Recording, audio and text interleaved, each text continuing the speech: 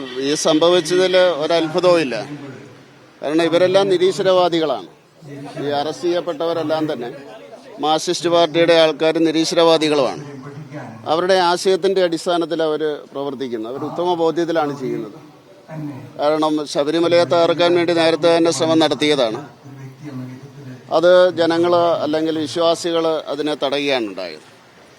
പക്ഷേ അതിനുശേഷം ഒരടവ് നയത്തിന്റെ ഭാഗമായിട്ട് എന്തൊക്കെയോ പറഞ്ഞു. ഇപ്പോഴ് വളരെ വ്യക്തമായിരിക്കുകയാണ്. കാരണം അറസ്റ്റ് ചെയ്യുന്ന സംതൃപ്തിയോടുകൂടി ചിരിച്ചുകൊണ്ടാണ് പോകുന്നത്. അവരുടെ ഡ്യൂട്ടി അവർ ചെയ്തു, ആശയപരമായിട്ടുള്ള ഡ്യൂട്ടി അവർ ചെയ്തു എന്നവർ വിശ്വസിക്കുന്നു. കാരണം ക്ഷേത്രങ്ങളും ആരാധനാലയങ്ങളും തകർക്കുക, ഇല്ലാതാക്കുക, എങ്കിൽ മാത്രമേ കമ്മ്യൂണിസത്തിന് നിലനിൽക്കാൻ സാധിക്കുകയുള്ളൂ. അപ്പോൾ അതുകൊണ്ട് ഒരത്ഭുതവുമില്ല. ഇടയ്ക്കിടയ്ക്ക് അടവ് നയം, ജയകുമാറിനെ വെച്ചത് ഒരു അടവ് നയമാണ് എന്ന് നമ്മൾ നേരത്തെ പറഞ്ഞിരുന്നു. അപ്പോൾ അയ്യപ്പ വിശ്വാസി ആയതുകൊണ്ടാണ് അദ്ദേഹം കഷ്ടിച്ചപ്പോൾ രക്ഷപ്പെട്ടത്. അവിടുത്തെ ഒരു നടപടികളും സ്വീകരിക്കാതെ മുന്നൊരുക്കവും നടത്താതെയാണ് അദ്ദേഹത്തിനെ വെച്ചത്. അപ്പോൾ അതൊരു അടവ് നയമായിരുന്നു. അപ്പോൾ അദ്ദേഹം ഒരു അയ്യപ്പ വിശ്വാസി ആയതുകൊണ്ടായിരിക്കാം കുഴപ്പമൊന്നും സംഭവിക്കാതെ പോയത്. മാത്രമല്ല, ഈ രണ്ട് കാര്യങ്ങളാണ് നമ്മൾ കാണേണ്ടത്. ഒന്ന്, ഈ സർക്കാർ ഇലക്ഷന് മുമ്പായിട്ട് ചെയ്ത രണ്ട് കാര്യങ്ങൾ. ഒന്ന്, അയ്യപ്പ സംഗമം. അപ്പോൾ അയ്യപ്പ സംഗമം തട്ടിപ്പായിരുന്നു എന്ന് അയ്യപ്പന് മനസ്സിലാക്കി പണ്ട് തൊട്ടേ അയ്യപ്പനെ ദ്രോഹിക്കുന്നവരെ ഒരു പിടുത്തം പിടിച്ചതാണ്. അത് എവിടം വരെയും പോകും എന്ന് കണ്ടറിയണം.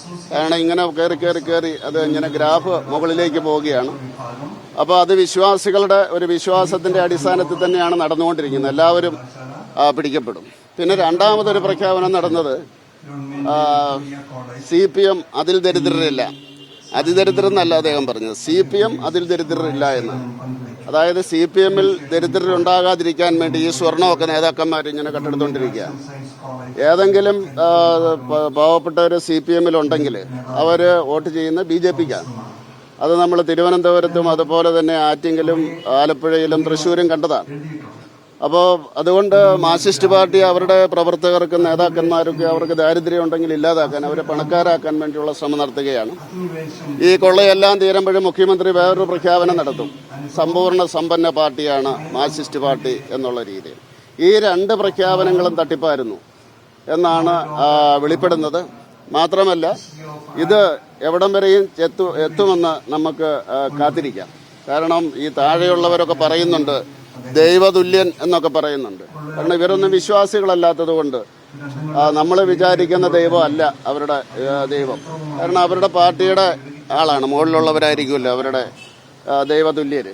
അപ്പോൾ അതുകൊണ്ട് തീർച്ചയായിട്ടും ആ ദൈവത്തിൽ വരെ എത്തട്ടെ എന്ന് സാക്ഷാൽ ദൈവത്തോട് പ്രാർത്ഥിക്കുകയാണ്. കാരണം ആ ദൈവത്തെ പിടിക്കുന്നിടം വരെയും സാക്ഷാൽ ദൈവം മുന്നോട്ട് കൊണ്ടുപോകട്ടെ എന്നുള്ളതാണ്.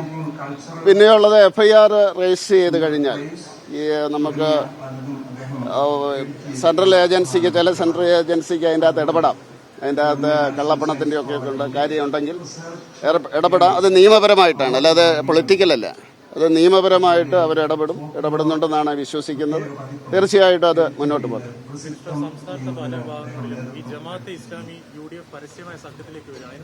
അത് തമ്മിലെന്താ വ്യത്യാസം?